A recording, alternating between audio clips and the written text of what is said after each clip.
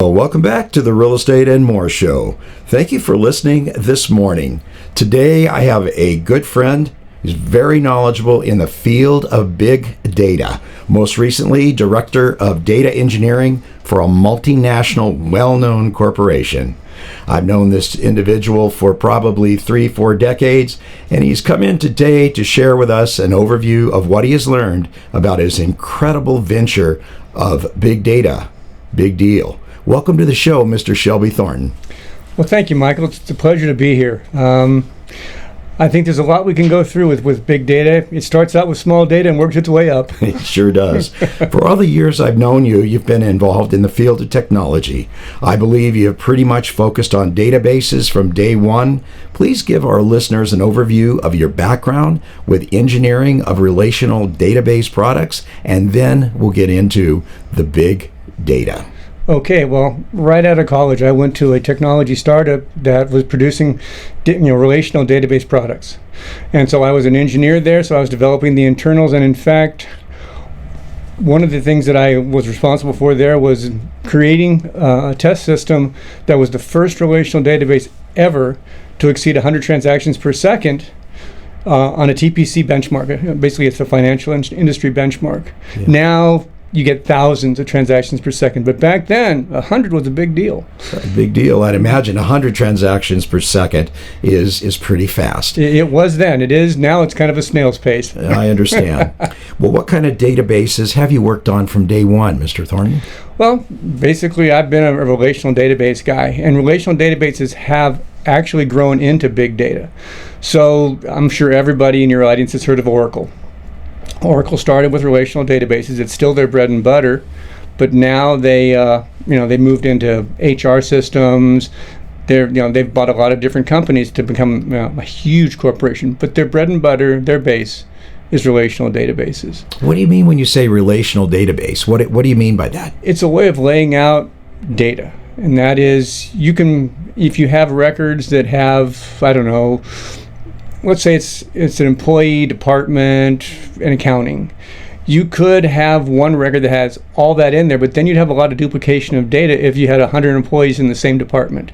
So you break it out. You have an employee table, which just has employee data, and then you can have a table that has department. So it's department data. And then you can relationally relate those two tables together so that you don't have a duplication. It's much more efficient and is less prone to error.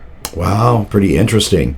So are these databases primarily for businesses? They're primarily for businesses, I would imagine. Absolutely. Yeah, with us in real estate, ours is not big data. It's more relational data, and it operates on a customer relationship basis. I imagine with what you're doing, there's a lot more purposes for the data that you get in. Right, and there's a lot of different ways of using data. And early on, there was a little saying that we had that's still true today. He who has the data wins. Kind of interesting. Huh? So understanding, for instance, the example that you just gave, and that is you have customer data. Well, there's a lot of data about your customer that isn't necessarily in your database, but it's out there. So, John Smith, Mary Stanton, all those folks, they do a lot of things on the internet these days, right? And there's all that data is out there that somebody like a Google can take, or a Facebook can take that data and they can relate that back to that person. So it could enrich the data. If you wanted to pay Google to give you this data, you could learn a lot more about your client, which might tell you some of their proclivities, where they might really want to live, what kind of house they, what type of things they look for when they're just searching the net that might relate to a housing purchase. Yeah. So there's a lot of data out there, and that's where the internet came in and really exploded data. Because before, as we discussed earlier, it was pretty simple data. It wasn't anything that was going to really shake the world, but it was going to help you run your business. Now you can really take a lot more data and pull things together. And sometimes it feels a little insidious, to be honest. It's evolved a lot. So the primary purpose, pardon me, that I understand of a big data database is for a company to use the data in their systems to improve operations, provide better customer service, create personalized marketing campaigns, and take other actions that ultimately can increase revenue and profits. Absolutely. What you can do is, for the customer, just the customer data itself. The more you know about your customer, the more you can target your marketing campaigns to that type of person, and it would speak to them. By the same token, let's talk about something that's completely different from that, and that would be security. Well, now you can take in security from all over and be able to relate that back and go and see what the norm is. And when you see something out of the norm, you go, I need to take a look at that because there might be a security breach based on logs that you're getting from a lot of different sources. So when I'm sure that you read in the paper all the time about, this company just got breached. Mm-hmm. Someone just kind of broke in and got, what you want to be able to do is take the security data that's there and either be able to look back and go, okay, how'd they get in? Or are they inside? Or can you actually look at that on what we call a streaming basis, see it in the stream like, hey, that's out of the norm, and shut that system down before they have a chance to get in. Wow, that's pretty amazing. I recall back flying the old TriStar, the L1011. Mm-hmm. They had a Rolls-Royce there, and Rolls-Royce has set an example with big data.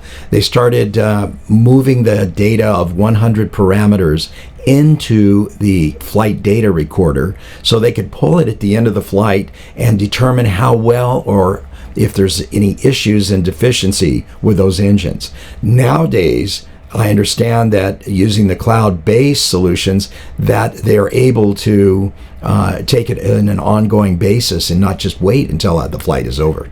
Right. I mean, what you're describing is what we call the Internet of Things, IoT. And factories do this, airplanes do this. A lot of different entities will take data, and that, again, we're back to streaming data. So they will stream the data, and as they're able to actually take a look at that stream and go, hey, this is out of the ordinary. Why is, in your case, the engine running an extra 2 degrees hotter? Normally it would run at this temperature, now it's running a little hot. We need to take a look at that when that plane lands to see if there's an issue with something that needs to be replaced, needs to be adjusted. But and the same thing happens on a factory floor. If you have a lot of these sensors that are streaming data back to what we'll call, let's call it the mothership. It streams the data back, and you know what you're expecting that data to look like. And when that data goes outside those parameters, now you need to take a look and say, hey, what's going on at the factory? There may be something different that that you need to adjust.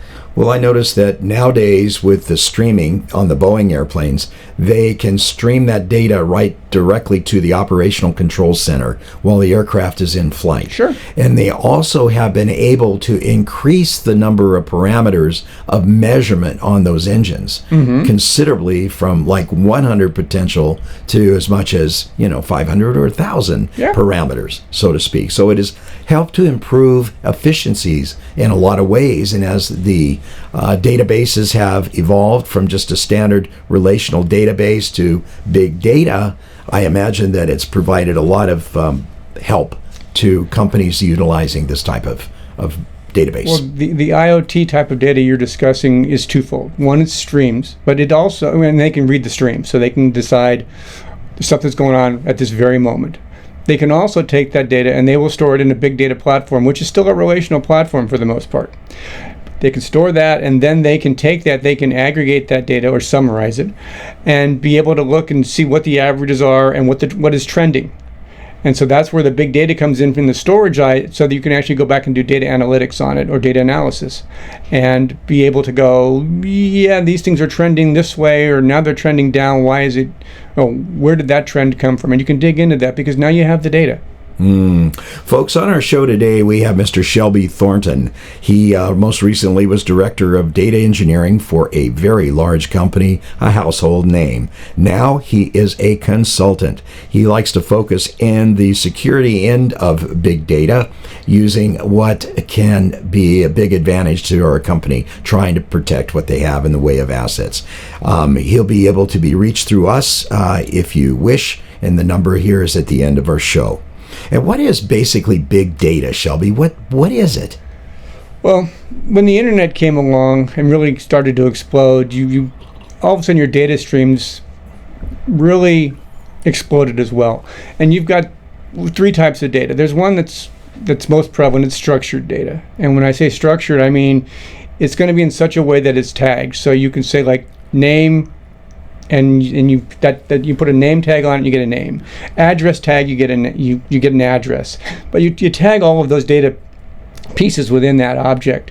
There's also semi-structured data where you get some of that, but you don't have all. So you may have a catch-all area in that that data record, shall we say, and then there's completely unstructured data. Now, unstructured data is a lot harder to deal with. Not that it can't be, but it takes a lot more processing power to really pull it apart. And at the end of the day, you're still going to tag that to make it semi-structured at least, so that it's usable. It's beyond me when you're talking like this. When you say unstructured data, meanings that you haven't set the parameters up ahead of time, or means that you're setting up new parameters to derive some result that you're hoping to find. Well, you're pulling in data that you really don't know what's in it. So at that point, you've got to analyze that data to provide some structure around it. So but when I'm talking about structured versus unstructured versus semi-structured, that's just a raw stream. When the raw data come in that you're capturing, it can be in those different formats. Obviously, structured is the easiest to deal with because then it's readily available and usable. You don't have to do what we call ETL with it, which is extract, transform, and load. So you can basically take it as it is. If you want to convert that to a different type of, I don't know what I'm saying here. But if you want to turn that into something that is more relationally friendly, shall we say, there's some work that has to be done there, but it's a lot less to be done. And so there's a lot of companies out there that are now producing products to do this. There's a lot of open source work that's being done out there. I mean, the biggest one that's been in use for big data is Hadoop. Hadoop is a platform that allows you to do fault tolerance, so that if you have multiple copies of each piece of the data, so that if with like disk drive, and I'm sure everybody's had this happen to them before, your home computer blows up a disk, you lost the data on it. Well, Hadoop does it in such a way that it's fault tolerant, that if one disk blows up on a different system, a copy of that is elsewhere, so you haven't lost it, and it can then be regenerated.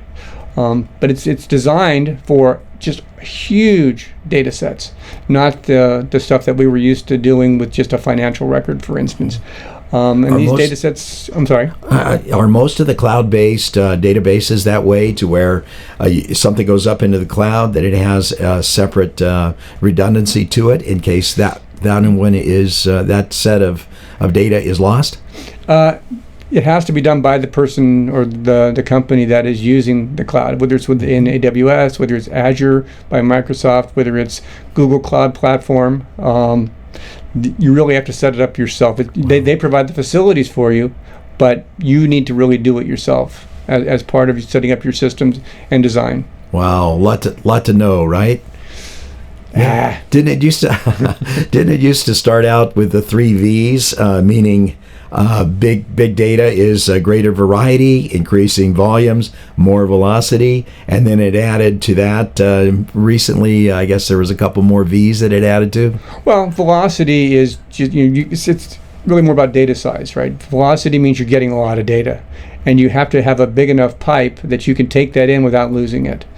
I don't necessarily look at big data in that respect. Another way to look at big data, for instance, is, let's say that you are a company with a lot of products, and and most companies have moved their products to being cloud-based. It's a subscription. You're no longer loading a disk up on your PC, right? I mean, for those of you that, for instance, bought Quicken back in the 90s, you got a disk, you put it up, everything was on your computer.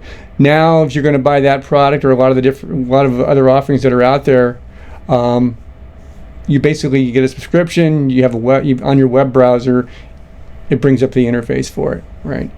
And so what they're doing though now with that is they can get telemetry data from those products. They can figure out where you're getting stuck, where you spend most of your time, what seems to be the features that are most used. So they can take all of that data, give it to a data scientist, which I am not. But these guys, they're really good at taking that data, running their algorithms across it, and figuring out possible product changes that would then enhance their product. Next thing that happens on big data, because now that you've got a ton of data, is you can do machine learning. You can understand from how people are using products, how people are using the internet. You can kind of learn, and that's leading right into the latest thing, which is AI. So it's an ever-evolving thing, but it's all, at the end of the day, it's all about data. If you don't have the data, you can't do any of that. Well, it's kind of interesting now that you said there's Quicken, and you load Quicken, and it was fine, it was on your desktop, and now they're saying on QuickBooks that in 2025 and thereafter they won't offer the desktop version anymore. Yeah. And so in essence, they gain your data and your usages of the program, and then they take and either develop the product or develop another product based upon the information that they learn from people that are now forced to use their books on the internet. Yeah, I mean, the internet has made it possible to do that. And for them, it's much easier if they want to make updates. They don't have to send you anything. You don't have to download it. It just gets done in the product, and it's seamless to the customer. So it's easier to support, it's easier to develop, and it's also easier to track and to be able to do the telemetry I spoke of earlier. So they can kind of see, when you're setting something up, especially, QuickBooks is a great example. Let's say you're setting up, I don't know, your payroll for the first time. Well, there's a lot to go through to set up payroll on QuickBooks, and a lot of times customers get stuck and maybe they give up. Well, they see one person do that, they don't necessarily they go, well, they had a problem, and maybe they'll call us and all that. But if they see 10,000 people that get stuck in the same place, now they know they've got to make that more user friendly. Interesting. It's my understanding big data started with large data sets back in the 1960s to 70s, but large data sets back in the 60s to 70s was relatively small. Were there even things such as gigabytes then? There were, but they spanned so many disk drives. It was, a gigabyte was huge back in the 60s. Mm-hmm. I don't know if anybody remembers the first PCs that ever came out. They had like 128K of memory. Yeah. And so if you had 256K, oh my God, you were you were in high cotton. Very interesting. So now it goes, you got kilobytes, you got megabytes, you got gigabytes, and you got what else? Well, you go from gigabytes to terabytes to petabytes, and petabytes to an exabyte or exabytes. And basically, each time you make that jump, you add 3 zeros. Wow. So you've got 1,000 gigabytes is 1 terabyte. 1,000 terabytes is 1 petabyte. Now, as an example, when I was working at that multinational company doing just the security data, we were taking in about 20 terabytes of data from the different operating companies around the world per day. Wow. That meant we were taking in about 1 petabyte a week, which meant to get an exabyte out of that was about half a year, maybe a little less than half a year to get an exabyte. That's a lot of data. Man. And so you really have to have a lot of processing power to get through that. And if you don't have it laid out correctly, you're using something that may have worked well on a terabyte of data a day, that product may start falling down at 20 terabytes a day, and you got to figure out other examples of other ways of going about. You mentioned earlier that it expand mini disk drive just to get a gigabyte. Yeah. Where is all of this information stored? Where is these data sets? Where are they stored? Are they stored in the cloud, in data centers? Where? Well, first off, the cloud really is just somebody else's data center. Okay. So to answer your question, the simple answer is it's in a data center somewhere. Mm-hmm. But they are now outfitted to be able to have exabytes worth of storage. Wow. And you actually will take that, as an example, AWS, if anybody who has watched a football game in the past couple of years, they hear AWS and the analytics and all that. Well, AWS has a huge amount of storage. Not that Google doesn't, because Google's a bigger company than AWS, than Amazon, as is Microsoft. So they all have their own proprietary way of storing the data. But at the end of the day, it's just in one big data center in each case. Or I shouldn't say one big. It's in data centers around the world that are run by those companies. You can't do it on your own if you're a large company that can afford the hardware and you want to support it. You can do it on your own, and you get the same result at the end of the day. Wow, pretty interesting. I find it fascinating. Well, back when I had grocery stores at one time, and I wanted the information from the cash registers. I wanted to know if those registers had integrity when a cashier got done with them. And so I developed this software to run that on the computer, and I remember there was big hard drives that we would put into this console in order to store the information, and they were big. You put them in, you turn them, and it would go from there, and then I would eventually be able to get the information that I wanted from there. And it was really useful information, because if you didn't take an inventory every couple weeks, you could see that all of a sudden you're buying a lot more for a certain department. That's going to indicate from those parameters that you could have a problem there, that you might have a loss of product. Pretty interesting. There's a lot back then that goes with today, only today it's more like evolved into so many different areas. Your cash register data will be considered transactional. You have a transaction of 20 items. So you have a line item for each one of those items. Totaling the overall transaction would be whatever the sale was. So that's what you were storing and taking that, and then you could kind of cross-reference that against what you were buying, and seeing if they matched up. I sold 20 jars of peanut butter, but I just had to replace 30. Where'd those other 10 go? But if you don't have the data, again, you need the data to be able to go, someone's stealing 10 jars of peanut butter from me. Whether it's an employee, whether it's somebody coming in off the street and shoplifting. The only way to do that, though, is to have the data. You got to have the data. Well, that's a lot of data. You probably don't need every parameter that's out there. Each company has to decide, what do they want to collect by way of data. That would seem like a big job. How does that interface with the actual corporate structure of a company that is multinational? Who actually decides, well, I want you to draw parameters from that particular area of the business? Well, it's more, rather than pull the parameters from that area of the business, as a data admin, as a data architect, you're going to pull everything.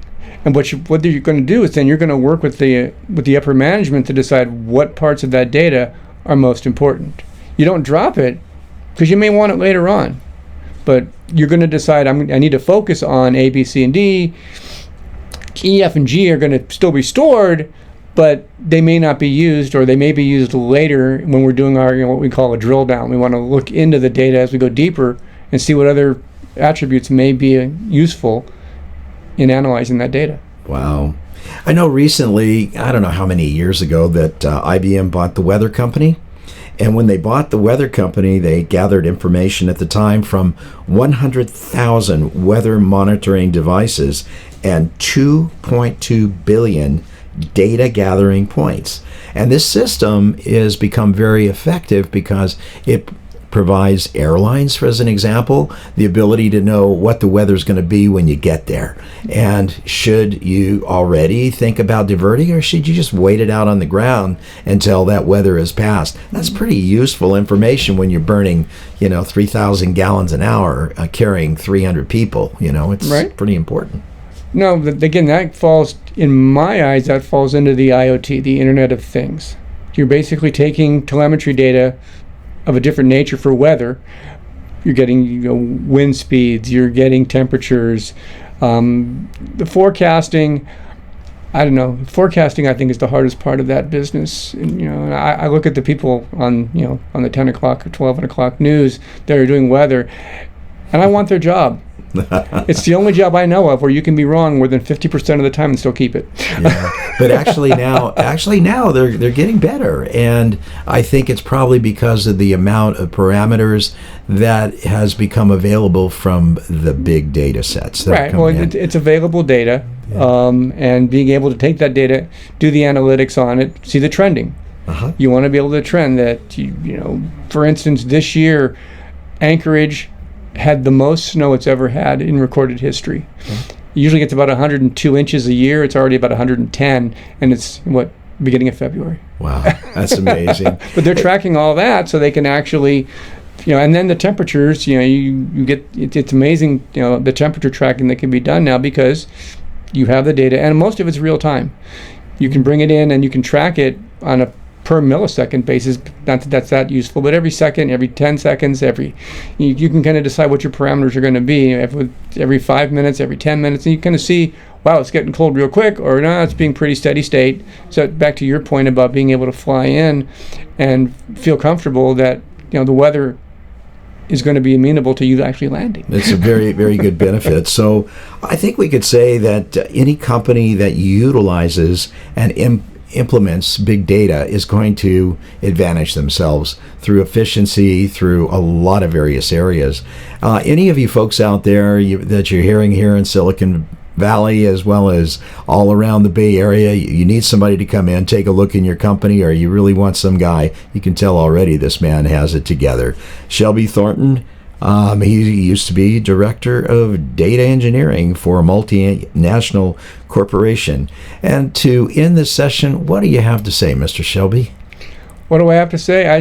I say again, he who has the data wins. And there's more and more data every day. It expands. We find new uses for it. We find new ways to analyze it. It's just, sky's the limit, at least right now. I understand.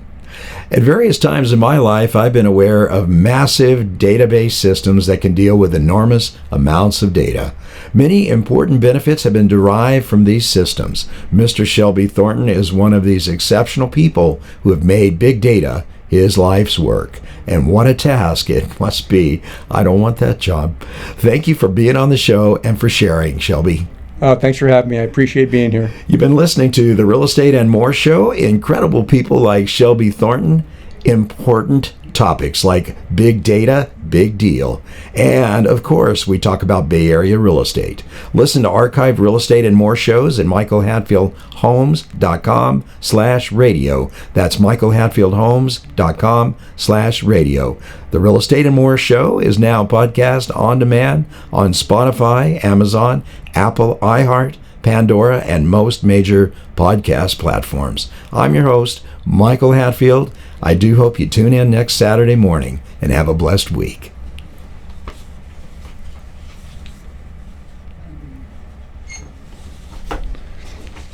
All right, well, how'd it go?